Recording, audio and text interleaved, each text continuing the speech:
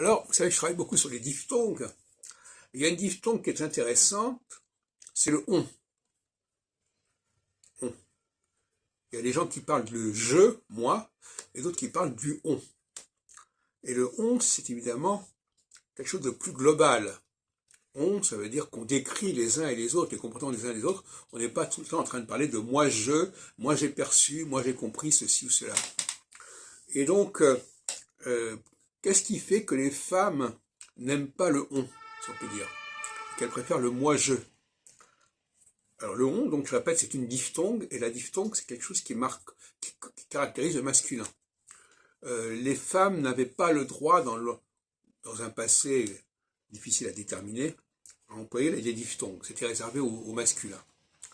Et donc tout ça, ce sont des comportements qui se sont perpétués à travers les siècles, sinon les millénaires. Être dans le on, ça veut dire que on observe le monde sans être impliqué personnellement dans ce qu'on observe.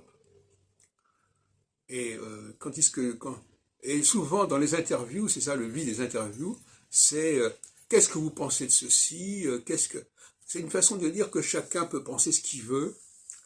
Et le on, c'est le refus de cette personnalisation. Alors, ça peut gêner, effectivement, de prétendre pouvoir parler dans le général, mais Pascal disait que le moi est haïssable.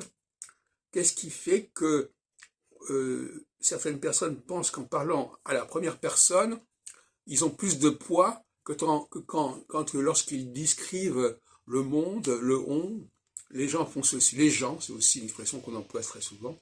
Dans le mot gens, il y a aussi une diphtongue, en. Il y a le en et le on.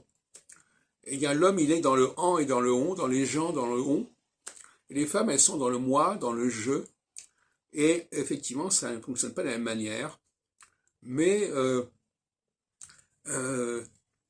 pour certaines personnes, le témoignage personnel a plus de force, plus de valeur que quelqu'un qui observe, qui a fait des enquêtes, qui a fait des recoupements et qui pense proposer quelque chose qui ne relève pas de son seul discours, de son seul moi.